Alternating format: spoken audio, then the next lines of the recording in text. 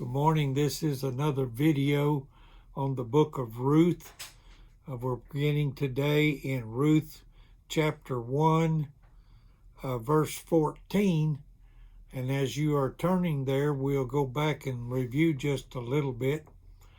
If you remember correctly, Elimelech, some might say Elimelech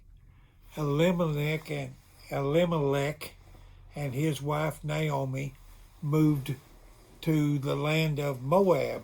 There was a great famine in the land, and we have that Elimelech had lots of money, and he had lots of Torah knowledge, and he must have gotten tired of people coming to him to borrow money for him to feed them and to give them advice and things like this. So he just up and moved his family away, took what money he had, put it in a can. As the old saying goes, take everything you got, put it in a can, set on the can. He tried to save everything that he could, and he moved his family, took their possessions, and moved to Moab. And Moab, in case you're wondering, is a country that is down south and east of the Dead Sea. It's kind of a desert area, and they were not experiencing the crop failures, things like this, that we know of. Okay, and when the daddy decides for them to move, everybody moves whether they want to or not. And so we have Naomi, the wife, and Mahlon and Chilion, the two sons, and they go down to Moab with him. Now, there's something I'd like to point out to you about the Moabites. We need to turn to Deuteronomy chapter 23 and look at verse 3. And we find that when Moses is doing a recap of all of the travels for the last 40 years, the time that they spent in the desert, that he tells the children of Israel about the Moabites. The Moabites did not meet you with food and water, and or bread and water, and they also hired Balaam the prophet. If you remember that story about Balaam and his donkey, and the donkey speaks to him. God gives the donkey the knowledge, to the ability to speak to Balaam, and that entire story is from the land of Moab, but God says no Moabite will enter the congregation of Israel to the 10th generation. So Ruth is at least 10 generations away from this point. Now, how far is that? Generally, we think of a generation as being about 40 years. And so let's just say it's close to 400 years later after that incident, with the Moabites not feeding the people, meeting them with food and water, and God making that statement. And so now we have Elimelech going down there, taking his family, and of course he dies and the two boys die. The boys did get married, and one of them married a Moabite lady named Ruth, and the other one married a lady named Orpah. And so now we talked about a little bit about Naomi saying, I'm going to go back to the land of Israel. I'm going to go home. You girls go home.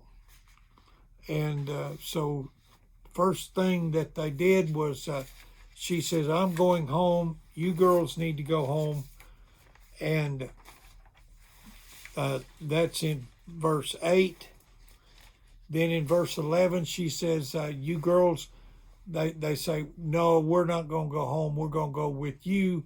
And in verse 11, she says, even if I got married tonight and in 9 months had a baby, would you wait till that baby grows up before you, so that you could have another husband?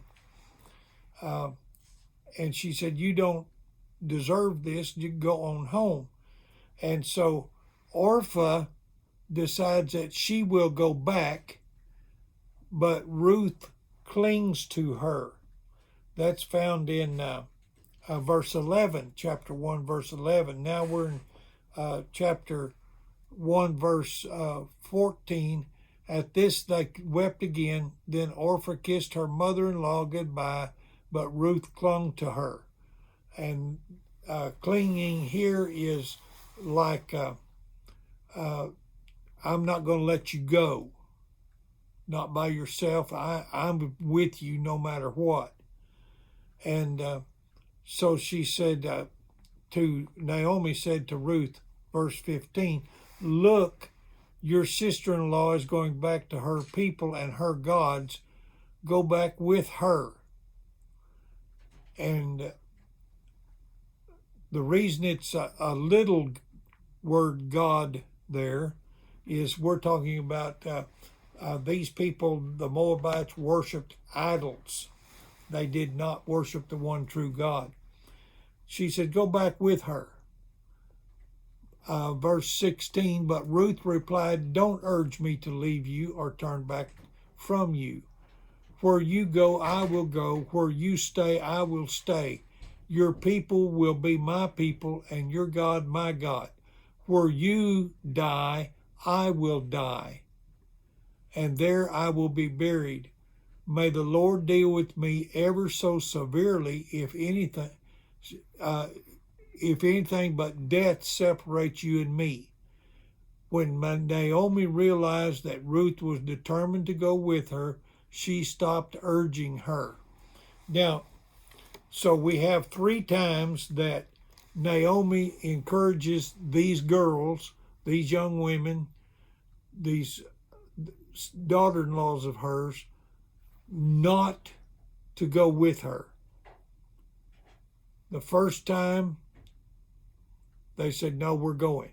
The second time, they went just a little ways. The second time, we have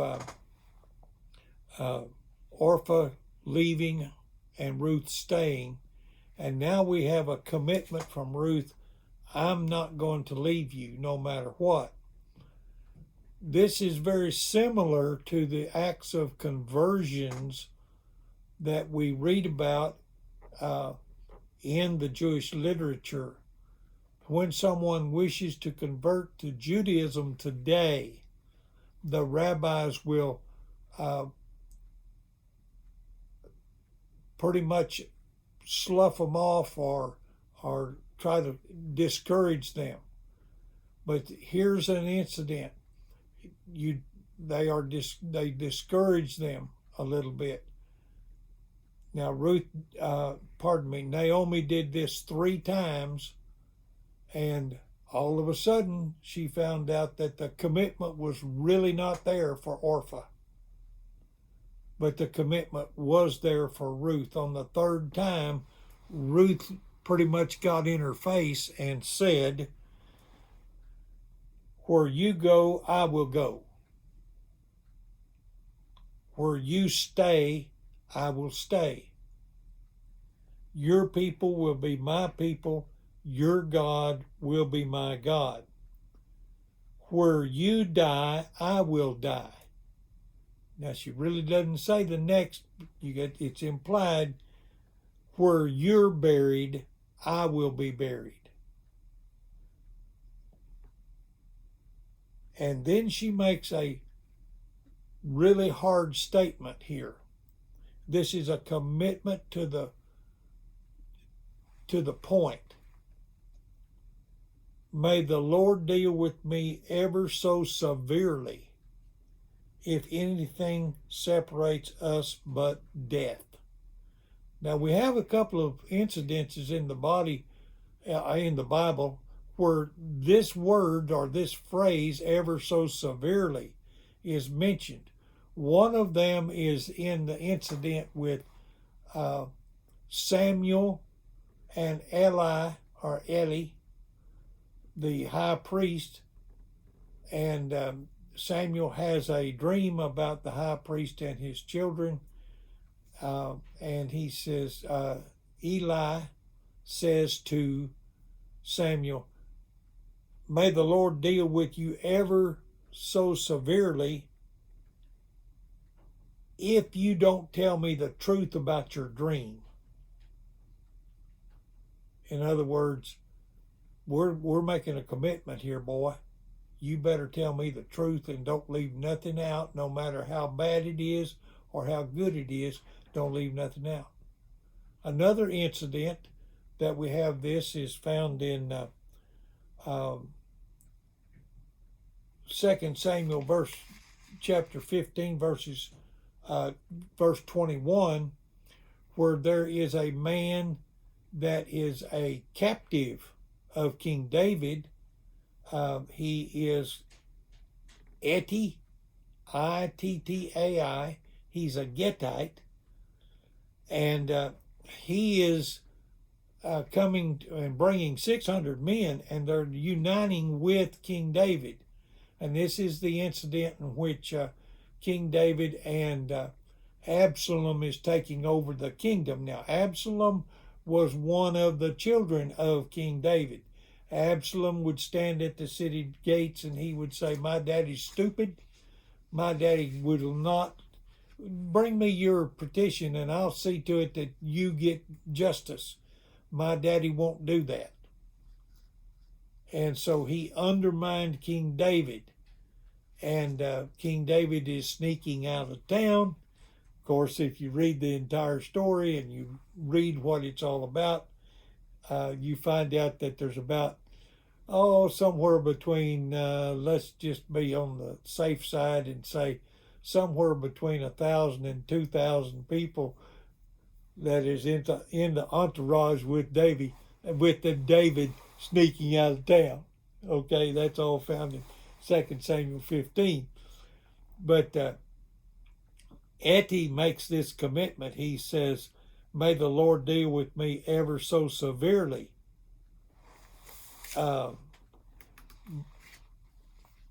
if I don't stay with you." And so that's where we're at here. And so Naomi realized that Ruth was determined to go. And by the statement that she made, Ruth is determining to make God Almighty her God.